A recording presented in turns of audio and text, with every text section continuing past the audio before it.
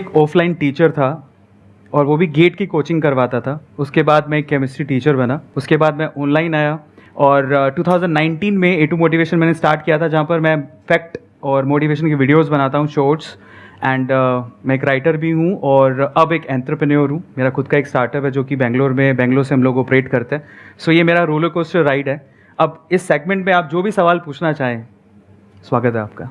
आप regular video डालते हैं पर डे, मैंने जैसे आपके देखता हूँ कि आपकी वीडियो आती रहती है, तो उस कंसिस्टेंसी को कैसे बनाए रखने हैं आप? क्योंकि आपके बहुत सारे वर्क है तो आप उसको मैनेज कर रहे हैं और साथ साथ वीडियो भी डाल रहे हैं। तो सर वो चीज़ में जानना चाह रहा हूँ। मैं जब YouTube पे आया था तो मैं थोड़ा सा हमेशा फील करता हूँ कि जो आज का यूथ है वो जब यूट्यूबर्स या सोशल मीडिया पे इन्फ्लुएंसर्स को देखता है तो वो जनरली देखता है कि बहुत फेम है, बहुत पैसा मिल रहा है, उस वजह से वो लोग इस फील्ड में आना चाहते हैं। ये थॉट प्रोसेस थोड़ा सा नेगेटिव है क्योंकि मैं इस वे में नहीं आया था। 2014 में मैं बताना चाहता हूँ कि मैं बहुत अपने आप को लकी मानता हूँ कि मेरे पास इतने 6 महीने के पैसे थे कि मैंने ब्रेक लिया। वो थॉट प्रोसेस बहुत इंपॉर्टेंट है, उसी के बारे में अभी बता रहा हूँ। वो 6 महीने का ब्रेक लिया, उसमें मैं खुद को एक्सप्लोर करना चाहता था कि मेरी कैपेबिलिटीज़ क्या है, मैं क्या करना चाहता हूँ। तब मुझे यूट्यूब की याद आई। मैंने कहा एक ऐसा प्लेटफॉर्म है जहाँ पे अगर मैं जो सीखा हूँ उसके अगर मैं एक वीडियो बना देता हूँ और उसे मैं अपलोड कर देता हूँ तो मुझे अगर आप 10 साल बाद भी देखना हो या मेरे बच्चों को भी सिखाना हो कि देखो मैंने ये इजाद किया था जिसकी वजह से मुझे फैसिलिटेट किया गया था, मैं एक वीडियो अपलोड करता हूँ ताकि ये एक लाइफ टाइम तक सेव रहेगा। मैं इस वे से आया था। मुझे पैसा नहीं कमाना था, मुझे फेम नहीं कमाना था, मुझे अपने लिए वीडियो बनाना था ताकि वो सेव रहे, ताकि 10 साल बाद भी भूल जाऊँ तो मैं रिकॉल कर सकूँ। और जहाँ तक रही अपनी लाइफ को मैनेज करने की चीज़, अगेन वो स्केड्यूल पे डिपेंड करता है। अगर आप प्रॉपरली अपने आप को, अपने स्केड्यूल को मैनेज करोगे तो आप सारी चीज़ें कर सकते हो। पहले थोड़ा डिफिकल्ट लगता था क्योंकि पहले वन मैन आर्मी था मैं, अकेले ही खुद ही स्क्रिप्ट लिखना, खुद ही शूट करना। उसके बाद एडिटिंग में कहीं ना कहीं एक एडिटर था मेरे साथ में, बट फिर भी वहाँ पार्टिसिपेशन था। लेकिन अभी टीम हो गई है तो मैं थोड़ा टाइम मेरा बच जाता है, अगेन थोड़ा ज़्यादा ही बच जाता है। तो मैं उसमें थोड़ा बहुत एक बुक लिखी है मैंने, वो भी लॉन्च हो गई है, उस पर भी मैंने काम किया और फाइनली मैं अपने स्टार्टअप पे भी काम कर रहा हूँ। So it's all about your scheduling. अगर आप अच्छे से टाइम मैनेजमेंट, जो कि स्किल संदीप सर भी सिखाते हैं, अगर वो सीख लें, अपने आप को मैनेज करना सीखें। और सिर्फ लिखने से कुछ नहीं होता, आपने पेपर पे लिख लिया मैं इतने बजे उठूंगा। Commitment is very much important. अगर आप अनुशासित हैं, कमिटेड हैं, तो आप आगे जा सकते हैं। और कई लोग अनुशासन को यानी कि डिसिप्लिन को भी एक अलग तरीके से देखते हैं। उसका रियल डेफिनेशन ये नहीं है कि किसी भी काम को रेगुलरली करना, नहीं। चाहे वो काम आपकी पसंद का हो या पसंद का ना हो, फिर भी अपने फ्यूचर के लिए, अपने आप के लिए, अपनी फैमिली के लिए, अपनी सोसाइटी के लिए, नापसंद होने के बावजूद भी अगर आप उसे कंसिस्टेंसी से करते हो, रेगुलरिटी से करते हो, दैट इज कॉल्ड डिसिप्लिन।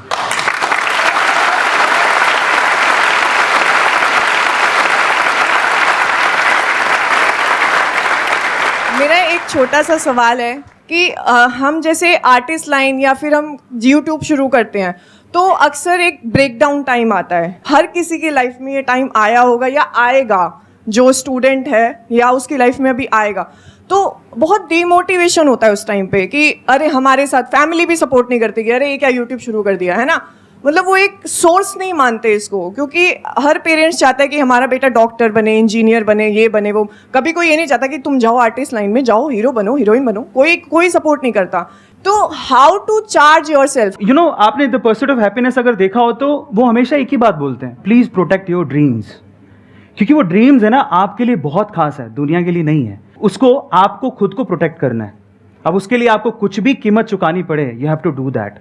और इसी का नाम जिंदगी है। अप्स एंड डाउन्स तो आएंगे ही ना लाइफ में, लेकिन अगर आप उन अप्स एंड डाउन्स में अपने सपनों को खो दो, छोड़ दो, तो फिर सपने आपके पास आए ही क्यों हैं? बड़े सपने देखने हैं तो कीमत चुकानी पड़ती है और वो आपको चुकानी चाहिए। उसके लिए कुछ भी देना पड़े, you have to give yourself as well. मेरा ऐसा मानना है। एक्सेलेंट।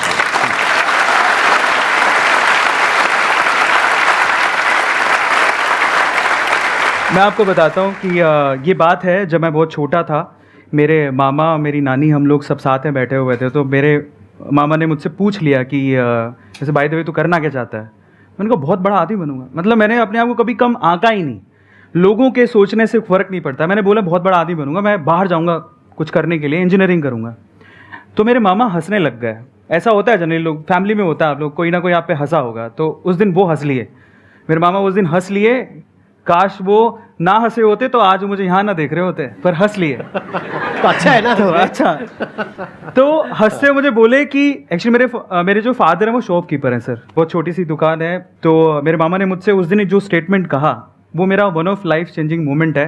ही वो सेइंग कि मैं तेरे पापा को जानता हूँ, तू कल भी दुकान पे बैठता था, क्योंकि मैं 7 साल की उम्र से दुकान पे बैठ रहा था, कि तू कल भी दुकान पे बैठता था, आज भी दुकान पे बैठता है और कल भी दुकान पे बैठेगा। मैं मन में क्या सोच रहा था पता है, मैं बहुत छोटा था, मैं मन में क्या सोच रहा था, यार इसने मेरा भविष्य लिख दिया, कमाल है, मतलब प्रेडिक्ट कर दिया। अब ये भविष्य ऐसा होना नहीं चाहिए, उसकी जिम्मेदारी मेरी है, उसको तो बदल के रहूंगा।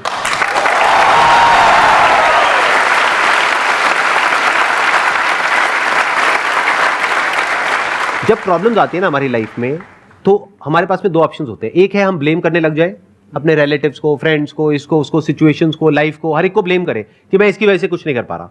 दूसरा ऑप्शन ये होता है कि जो भी आपको उल्टा बोल रहा है या आपको आगे बढ़ने से रोक रहा है, तो आपको गुस्सा आता है। जब कोई आपको उल्टा बोलता है, आपकी फैमिली में, फ्रेंड्स में, यहाँ पे वहां पे, मुझे भी बहुत बोला था जब मैंने अपना करियर शुरू किया था, इनको भी बोला था, सबको बोलते हैं। आपको ये समझना है कि अगर कोई आपको उल्टा बोल रहा है, आपको गुस्सा आ रहा है ना, आने दो गुस्सा। हाँ। बस उस गुस्से को चैनलाइज करो सही जगह पर। Exactly. वही इन्होंने किया, और आज देखो इनके अंदर एक जोश है, एक आग है जो आप लोग फील कर पा रहे होगे, मैं देख पा रहा हूं। वो आग क्यों है? वो वहीं से लगी थी आग, वो जो आपके मामा जी ने वो बोला था। वीडियो में कोई प्रॉब्लम तो नहीं है ना? नहीं, बिल्कुल नहीं, बिल्कुल। हाँ ठीक है, नमस्ते मामा जी।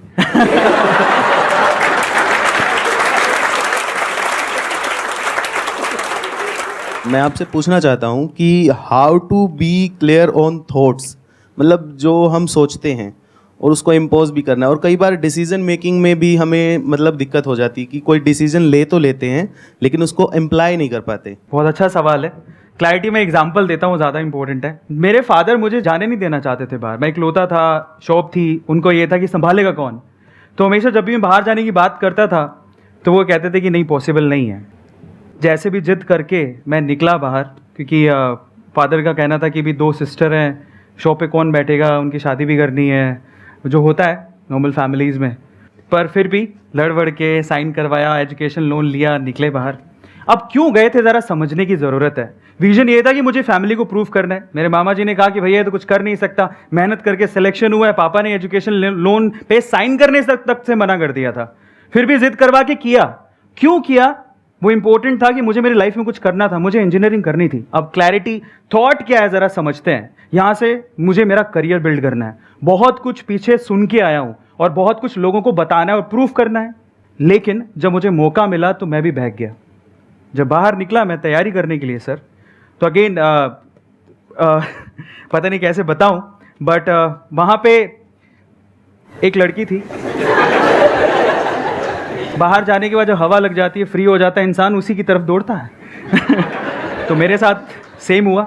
उनको जब पहली बार देखा मैंने तो बस दिल के तार बज गए, पता नहीं क्या हुआ। पर एक बात मैं बोलता हूँ यहाँ पे, अगेन करने कुछ और आया था, पढ़ाई करने आया था, तैयारी करने आया था ताकि मेरा कॉलेज में सिलेक्शन हो, लेकिन वहाँ पर इस चीज़ में अगेन साइड में हो गए, डाइवर्ट हो गए। बिकॉज उस टाइम पे क्या, मुझे एनर्जी बहुत थी, जैसे आज आप फील कर रहे हो इससे 10 गुना ज़्यादा थी। मुझे ऐसा लगता था मैं बहुत कुछ कर सकता हूँ, लेकिन वो जो एनर्जी होती है उस टाइम पे स्कैटर्ड होती है, इस वजह से आप बहक जाते हो।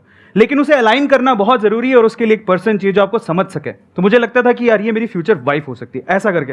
यस।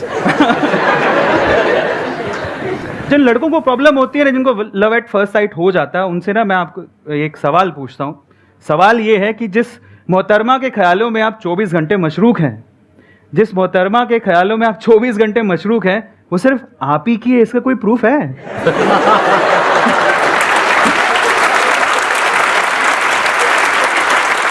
उसके आने का इंतजार करना, उसके जाने का इंतजार करना, उसे देखना, है ना? बिल्कुल होता है। 6 महीने मैंने खराब कर दिया, कुछ पढ़ाई नहीं की, मैं भूल गया मैं क्या छोड़ के आया हूँ, किन बातों को यार प्रूफ करने के लिए छोड़ के आया हूँ यार, वो सब भूल गया मैं। गलत बात है, पर बहक गया, कुछ नहीं कर सकता था। तो मैं उनके पास गया और जाके मैंने उनको बोला, मैंने कोई आई लव यू कुछ नहीं बोला, स्ट्रेट फॉरवर्ड बता रहा हूँ। और उनके पास बैठा, जाने का मौका मिला तो मैंने कहा मैं जा रहा हूँ। उनकी मम्मी को बोला पहले, तो मम्मी टकराई। मैंने कहा जा रहा हूँ तो मैं सोच रहा हूँ सबसे मिल लूँ, क्या मैं उनसे भी मिल सकता हूँ? मैं उनका बहुत बड़ा फ़ैन हूँ। वो फ़ैन इस वजह से था क्योंकि वो बहुत ही थोड़ा इंक्लाइंड थी स्पिरिचुअलिटी की तरफ, तो वो बहुत बुक्स पढ़ती थी। तो मैं गया उनके पास बैठा, मैंने डायरेक्टली उनको एक ही बात बोला, मुझे आपसे एक बात कहनी है। तो बोले क्या? मुझे आपसे शादी करनी है।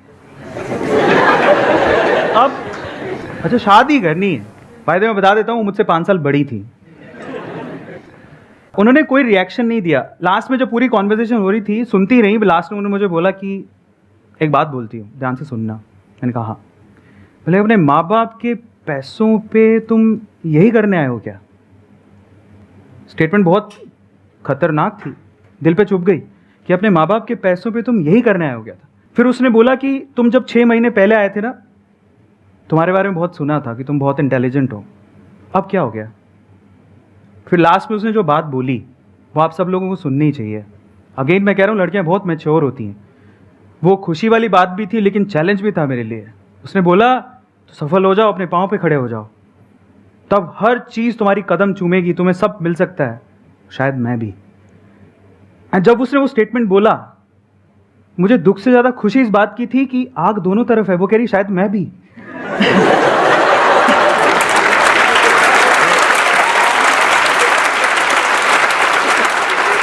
आज वो मेरे साथ है और मेरी सफलता में उसका पूरा हाथ है।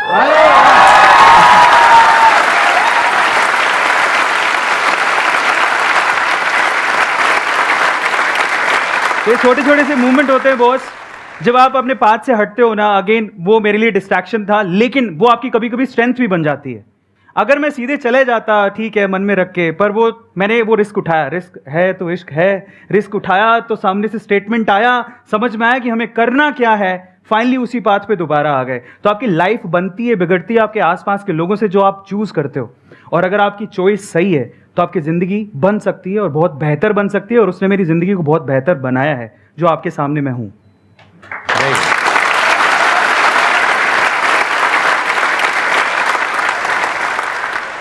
क्वेश्चन ये है कि आपने जैसे बोला कि दैट बर्निंग फायर होना चाहिए या कुछ है, अगर वो स्टिल एग्जिस्टिंग है, but being a special educator क्या रहता है कि हमारा तो वर्क है, but parents are also expecting more as compare to the main streaming student. तो that exertion on the existing job और वॉट एवर द करियर अगर होता है तो वो कैसे मतलब रिजॉल्व होगा? अगर आप करियर को चूज कर रहे हैं तो प्रॉब्लम ये होती है कि दूसरों की एक्सपेक्टेशंस क्या हैं, दूसरे क्या सोचते हैं, कौन सा करियर बेहतर है, कौन उस करियर में अच्छा कर रहा है, हम वो फॉलो करने की कोशिश करते हैं बजाय अपने पैशन को देखने के। मैं बड़ा खुश हूं, इन्होंने कहा कि मैंने उस करियर को चूज किया। जनरली लोग जाते नहीं है, बहुत बढ़िया बात है यार, मानना पड़ेगा। बिकॉज आप लोग बहुत बढ़िया, बिकॉज आप लोग समझ लीजिए कि आपको जो शोशा वाली जिंदगी दिखती है ना, इन्फ्लुएंसर्स वाली, वो दिखने में अच्छी है, उसको मेंटेन करना हार्ड है। आप सिर्फ उनको देख के मत जाओ, आपका कोई पैशन या स्किल सेट है तब आप जाओ। और इंडिया को सिर्फ इन्फ्लुएंसर्स की जरूरत नहीं है, बाय द वे। हमें बहुत सारे फील्ड में, हमारे इंडिया में यूथ बहुत अमेजिंग है, बहुत। लेकिन प्रॉब्लम क्या है, सोशल मीडिया पे दिखता है तो हम फॉलो करने लगते हैं, अपने पैशन को भूल जाते हैं, या आपका जो स्किल सेट है, जो आप जिस चीज के लिए बने हो, वो भूल जाते हैं। करियर पे ध्यान रखिए। अपने करियर को चूज करने के लिए, दूसरों को दिखाने के लिए या दूसरों के एप्रिसिएशन के लिए करियर को चूज मत करो, या दूसरों की एक्सपेक्टेशंस पर खरे उतरने के लिए अपने करियर को चूज मत करो बॉस। अगेन कह रहा हूं, जिंदगी आपकी है, सपने आपके हैं, आप अपने हिसाब से अपने करियर को चूज करिए। आपका पैशन क्या है, आपकी पॉजिटिविटी क्या है, आपके कैलिबर्स क्या है, उसके हिसाब से अपने करियर को चूज करना बहुत जरूरी है।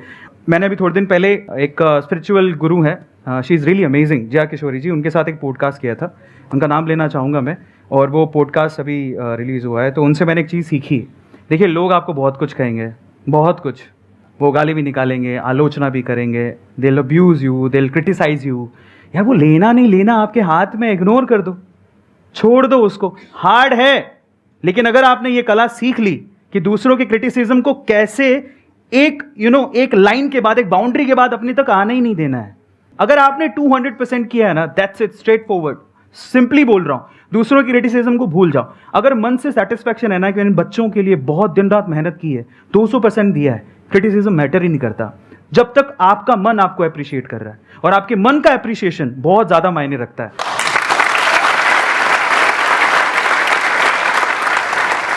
आप अपनी तरफ से ईमानदारी से अपना काम कर रहे हैं। आप किसके लिए कर रहे हैं? आप अल्टीमेटली उन बच्चों के लिए कर रहे हैं ना। आप उनके जो पेरेंट्स हैं वो नहीं समझ रहे, वो आ करके आपको उल्टा बोल करके जा रहे हैं।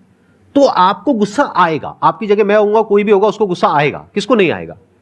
कोई इंसान अपने पूरे दिल से एक काम को करे, ईमानदारी से करे, अच्छी नीयत के साथ करे, उसके बाद भी लोग सामने से उल्टा बोले तो गुस्सा आता है। आई अंडरस्टैंड, बट इस गुस्से को यूज करिए उन बच्चों की लाइफ को और बेटर बनाने में। जैसे जब मैंने अपने सेशंस करने शुरू करे थे तो बहुत लोगों ने बहुत तरह से क्रिटिसाइज किया, मेरे को किया, इनको भी किया होगा, आई एम 100% श्योर।